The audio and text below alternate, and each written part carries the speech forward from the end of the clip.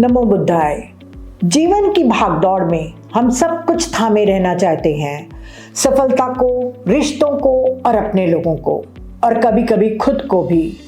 लेकिन जितना कसकर पकड़ते हैं उतनी ही तेजी से चीजें रेत की तरह हमारी उंगलियों से फिसल जाती हैं।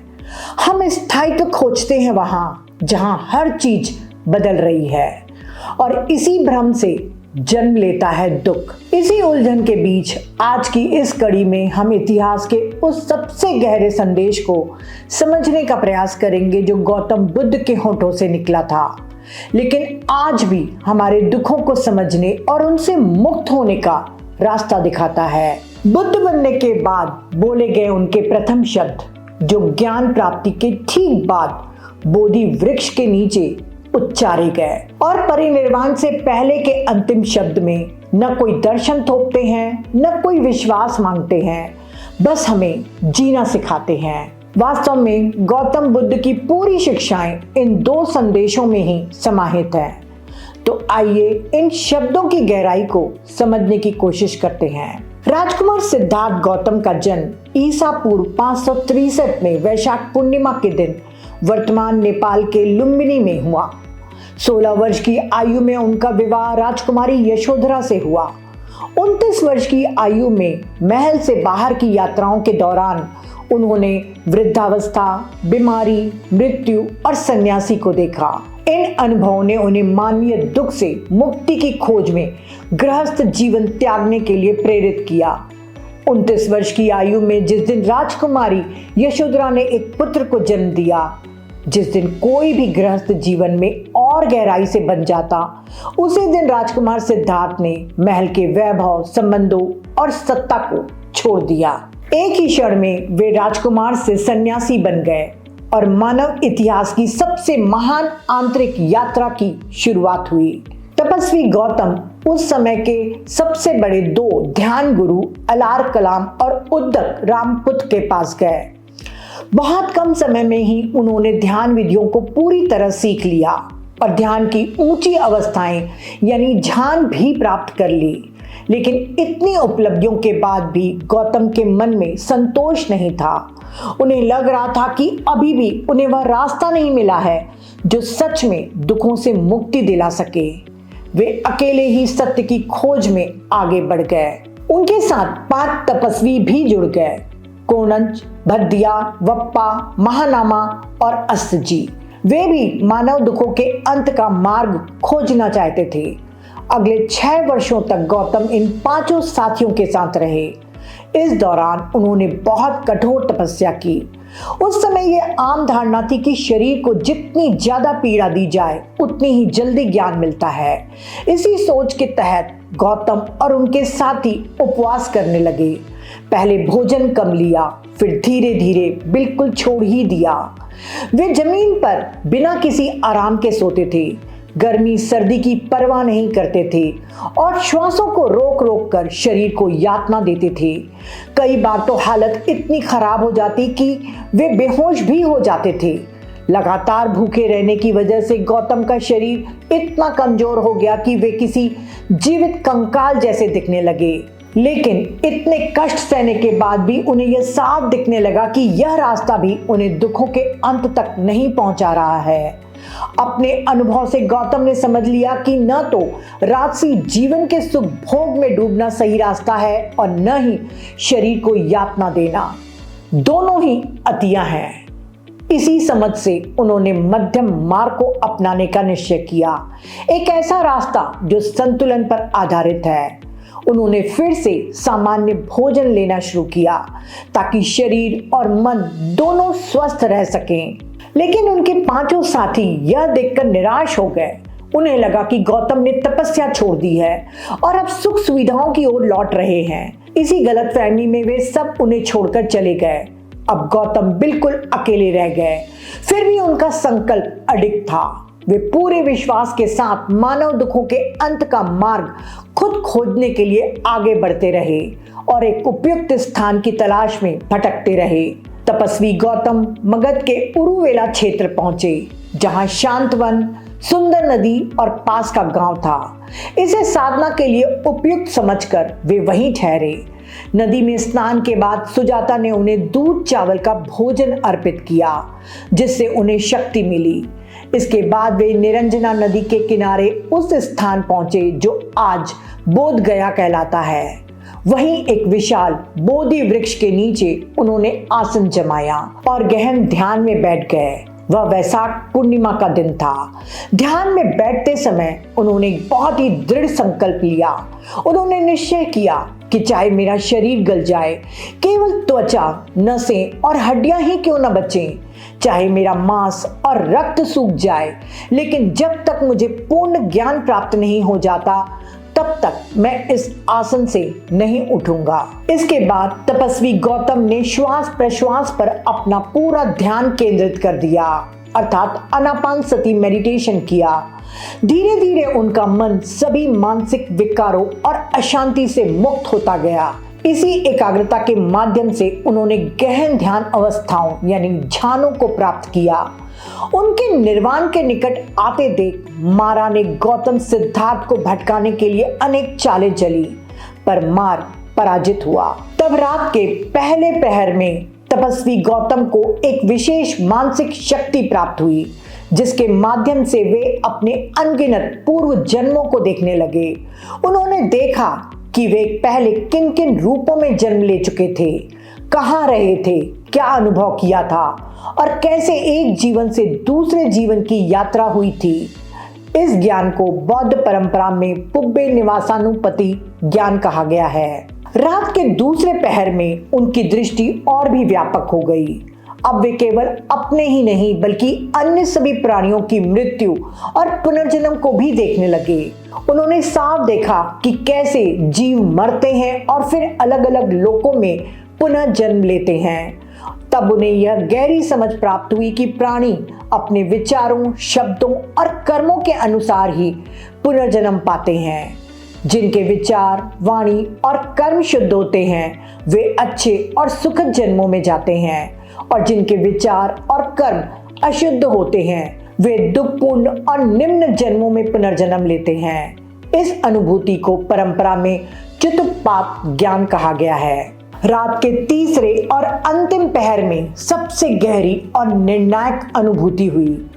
तपस्वी गौतम ने वासनाओं, तृष्णा और अज्ञान यानी सभी मानसिक दोषों के पूर्ण नाश को प्रत्यक्ष रूप से देख लिया।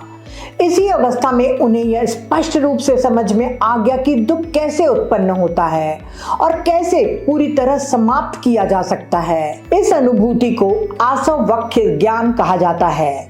उसी क्षण 4 आर्य सत्यों की प्रत्यक्ष अनुभूति के साथ वे पूर्ण रूप से प्रबुद्ध हुए और बुद्ध बने। बुद्ध द्वारा देखे गए 4 आर्य सत्य हैं। पहला, दुख का सत्य कि संसार में जन्म, बुढ़ापा, रोग, मृत्यु और असंतोष सब दुख हैं। दूसरा, दुख के उद्गम का सत्य कि इस दुख का मूल कारण तृष्णा और आसक्ति है। तीसरा, दुख निरोध का सत्य कि इस तृष्णा का अंत संभव है और दुख पूरी तरह समाप्त किया जा सकता है। और चौथा, दुख निरोध की ओर ले जाने वाला मार्ग, अष्टांगिक मार्ग, जो सही दृष्टि, सही आचरण और सही मेडिटेशन की ओर ले जाता है। भगवान बुद्ध के प्रथम वचन। ज्ञान प्राप्ति के बाद पूर्णतः सम्मा संबुद्ध होने पर बुद्ध ने जो पहले शब्द कहे वे उस गहरे आनंद और पूर्ण मुक्ति की अभिव्यक्ति थे जिसे उन्होंने उसी क्षण अनुभव किया। अनेक जाति संसारम संधा विषम अनिबिस्सम गह कारकम गवे संतो दुखा जाति पुनः पुनम गह कारक दिठोसी पुनः गेहम न काहसी सब्बा दे फासुका फग्गा गह कूटम विसंखितम विसंखार गतम चितम तहनाम खै मंजका। इसका अर्थ है, मैंने इस संसार में अनेक बार जन्म लिया और बिना कुछ प्राप्त किए यूं ही दौड़ता रहा। घर बनाने वाले की खोज करते हुए बार बार दुख में जन्म लेता रहा। हे घर बनाने वाले, अब मैंने तुझे देख लिया है। अब तू फिर से मेरे लिए घर नहीं बना सकेगा क्योंकि तेरी सारी कड़ियां टूट गई हैं और घर का कूटस्थ स्तंभ भी टूट चुका है। नए जन्म देने वाले सभी संस्कारों से मेरा चित्त पूरी तरह रिक्त हो चुका है और मुझे ऐसी अवस्था प्राप्त हो गई है जहां सारी तृष्णाओं का क्षय हो गया है। अर्थात पहले श्लोक में बुद्ध कहते हैं कि वे अनगिनत जन्मों तक जन्म मृत्यु के चक्र में भटकते रहे, ये जानने की कोशिश करते हुए कि दुख का कारण क्या है। यहाँ शरीर को घर और तृष्णा को उस घर का निर्माता बताया गया है। जब तक तृष्णा रहती है तब तक बार बार जन्म लेना पड़ता है और यही दुख है। दूसरे श्लोक में बुद्ध घोषणा करते हैं कि उन्होंने अब इस घर के निर्माता तृष्णा को पूरी तरह पहचान लिया है। अब वह तृष्णा फिर नया घर अर्थात नया जन्म नहीं बनाएगी। मन के सभी बंधन टूट चुके हैं, अज्ञान पूर्णतः नष्ट हो गया है और चित्त पूरी तरह शांत, निर्मल और मुक्त हो गया है। बुद्ध कहते हैं कि मैंने तृष्णा का क्षय प्राप्त कर लिया है। यही अवस्था निर्वाण है, जहां दुख का अंत हो जाता है और जन्म मृत्यु का चक्र सदा के लिए रुक जाता है। पूर्ण ज्ञान प्राप्त करने के बाद भगवान बुद्ध ने लगभग 7 सप्ताह बोधि वृक्ष के पास और आसपास के स्थानों में शांति से समय बिताया। वे उस गहरी स्वतंत्रता और आनंद का अनुभव कर रहे थे जो उन्हें ज्ञान से मिला था। शुरू में बुद्ध को लगा कि यह सत्य बहुत गहरा है और आम लोग इसे समझ नहीं पाएंगे, इसीलिए वे इसे सिखाने में हिचक रहे थे। लेकिन सहमपति ब्रह्मा नामक देवता के आग्रह पर उन्होंने लोगों को धम्म सिखाने का निर्णय लिया। भगवान बुद्ध ने अपना पहला उपदेश 5 तपस्वियों को दिया जो पहले उनके साथ ही रह चुके थे। इस उपदेश को धम्मचक्र पवन सुत कहा जाता है, यानी सत्य के चक्र का चलना। इसे सुनकर कोंडक नामक तपस्वी ने तुरंत सत्य को समझ लिया और ज्ञान की पहली अवस्था प्राप्त की। बाद में बुद्ध के दूसरे उपदेश अनत्ता लक्षणा सुत को सुनकर सभी 5 तपस्वी अरहंत बने और यही बौद्ध संघ के पहले भिक्षु बने। इसके बाद बहुत से लोग बुद्ध की शिक्षाओं से प्रभावित होकर भिक्षु बनने लगे। बुद्ध ने अपने शिष्यों को कहा कि वे अलग अलग दिशाओं में जाकर मनुष्यों और देवताओं के कल्याण के लिए धम्म का प्रचार करें। लगभग 5 साल बाद बुद्ध ने अपनी पालक माता महाप्रजापति और उनकी 500 सहेलियों को भिक्षुणी के रूप में दीक्षा दी, जिससे भिक्षुणी संघ की स्थापना हुई। ज्ञान प्राप्ति के बाद अगले 45 वर्षों तक बुद्ध करुणा के भाव से भारत के उत्तर पूर्वी क्षेत्रों में घूमते रहे। वे राजाओं, आम लोगों, गरीबों, बीमारों, अपराधियों और दूसरे धर्मों के अनुयायियों को सबको समान रूप से उपदेश देते थे। उनकी शिक्षाओं से कई लोगों को जीवन का सही मार्ग मिला और बहुतों ने दुख और जन्म मृत्यु के चक्र से मुक्ति पाई। बुद्ध की खास बात यह थी कि वे हर व्यक्ति को उसकी समझ के अनुसार समझाते थे, जिससे हर श्रोता को लगता था कि बुद्ध उसी से बात कर रहे हैं। अपार करुणा से प्रेरित होकर बुद्ध प्रतिदिन संसार का मानसिक अवलोकन करते थे और जिनको उपदेश की आवश्यकता होती उनसे मिलने स्वयं जाते थे ताकि उनके दुख दूर हो और मोक्ष का मार्ग मिले। महापरिनिर्वाण के समय अंतिम शब्द। हालांकि गौतम बुद्ध पूर्ण रूप से जागृत थे, फिर भी वे एक मनुष्य थे, इसीलिए उन्हें भी बुढ़ापा, बीमारी और मृत्यु का सामना करना था। 80 वर्ष की उम्र में बुद्ध ने भिक्षुओं की सभा में साफ कहा कि अब 3 महीने बाद वे इस संसार से विदा ले लेंगे। उन्होंने पहले ही तय कर लिया था कि उनका अंतिम समय कुशीनारा नामक छोटे से नगर में होगा, जिसे अब कुशीनगर कहा जाता है। कुशीनारा जाते समय अपने प्रिय शिष्य आनंद और अन्य भिक्षुओं के साथ बुद्ध रास्ते में चुंडा नाम के एक लोहार के आम के बाग में ठहरे। अगले दिन उन्होंने चुंडा के घर भोजन का निमंत्रण स्वीकार किया। भोजन करने के बाद बुद्ध को तेज दस्त और बहुत पीड़ा हुई। कहा जाता है कि उस भोजन में सुकर मदर नाम की चीज थी, जिसे कुछ लोग एक प्रकार का मशरूम मानते हैं। इसके बावजूद बुद्ध ने भिक्षुओं से कहा कि यदि उनकी शिक्षाओं को लेकर किसी को भी कोई सवाल, संदेह या भ्रम हो तो अभी पूछ लें। उन्होंने यह बात 3 बार दोहराई, लेकिन सभी भिक्षु शांत रहे। उन्हें बुद्ध की शिक्षाओं पर पूरा विश्वास था। इसीलिए किसी ने भी कोई प्रश्न नहीं किया। बुद्ध ने अपने जाने के पहले किसी एक व्यक्ति को अपना उत्तराधिकारी या शिक्षक नहीं बनाया। उन्होंने भिक्षुओं से कहा कि अब कोई व्यक्ति नहीं बल्कि उनकी शिक्षाएं ही गुरु होंगी, यानी बुद्ध का धम्म और विनय यानी अनुशासन के नियम ही आगे से भिक्षु समुदाय के शिक्षक रहेंगे। भिक्षुओं की सभा को संबोधित करते हुए बुद्ध ने कहा, भिक्षुओं, अपने जीवन के अंतिम 45 वर्षों में मैंने अपनी शिक्षाओं में कुछ भी नहीं छिपाया है। इसमें कोई गुप्त शिक्षा नहीं है, कोई छिपा हुआ अर्थ नहीं है। मैंने सब कुछ खुले तौर पर और स्पष्ट रूप से सिखाया है। मेरे प्रिय शिष्यों, यही अंत है।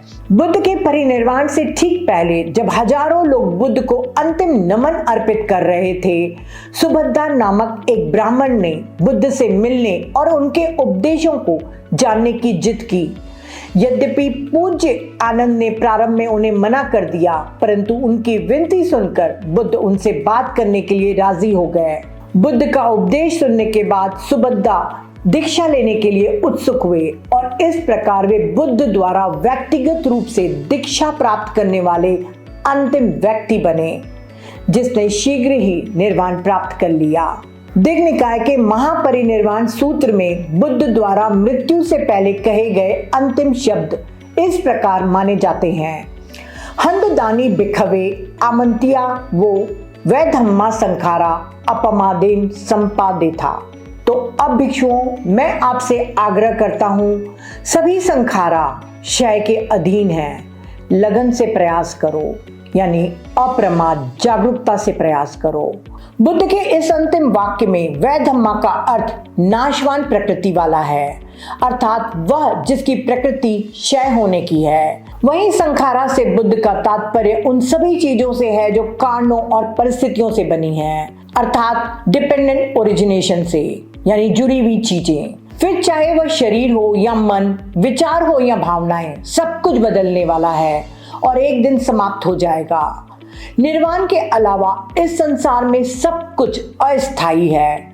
जो भी जन्मा है उसका नाश तय है। इस कथन से बुद्ध हमें याद दिलाते हैं कि किसी भी चीज से चिपकना दुख देता है, क्योंकि सब कुछ बदलता रहता है। अपमादेन संपादेथा बुद्ध का अंतिम उपदेश था। इसका अर्थ है सजग रहकर पूरी लगन और मेहनत से अपना प्रयास करते रहो। अपमाद के अनेक अर्थ हैं, जैसे परिश्रम, सावधानी, सतर्कता, लगन, माइंडफुलनेस, गंभीरता, अथक परिश्रम आदि। संपादेथा के भी अनेक अर्थ हैं, जैसे प्राप्त करना, सफल होना, सिद्ध करना, प्रयास करना आदि। अतः बुद्ध ने अपने शिष्यों को अंतिम उपदेश यही दिया, सजग रहो, समझदारी से जियो और सत्य को जानने का प्रयास करो और दुखों से मुक्ति पाओ। बुद्ध कहना चाहते थे कि अगर मनुष्य सजगता के साथ जिए, अपने कर्मों, विचारों और वाणी पर ध्यान रखे, तो वह स्वयं ही दुखों से मुक्त हो सकता है। किसी चमत्कार या सहारे की जरूरत नहीं, जागरूक प्रयास ही मुक्ति का रास्ता है।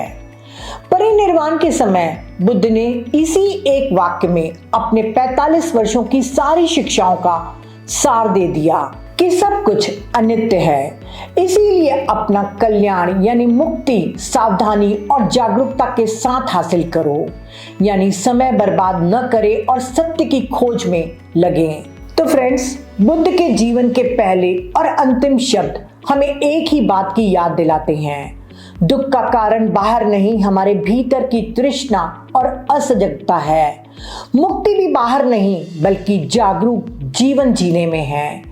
जीवन में हम असफलता, अपमान और टूटे रिश्तों के कारण अनेक दुख झेलते हैं, जो भीतर गहरे घाव छोड़ जाते हैं। कभी अलगाव और कभी मृत्यु का आघात हमें भीतर तक झकझोर देता है। इन सभी अनुभवों में एक बात समान है, ये सब अनित्य है।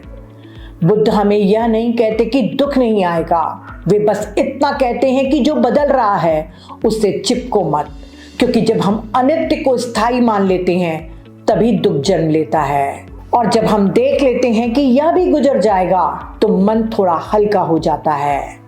इसीलिए बुद्ध का अंतिम संदेश आज भी उतना ही जीवित है। वै धम्मा संखारा अपमादेन संपादिता। सब कुछ नश्वर है, इसीलिए होश में रहो, जागरूक रहो और अपने जीवन को सजग प्रयास से जियो। यही बुद्ध की करुणा है, यही उनका अंतिम उपदेश और यही दुख से मुक्ति का मार्ग। सबका मंगल हो। Thank you.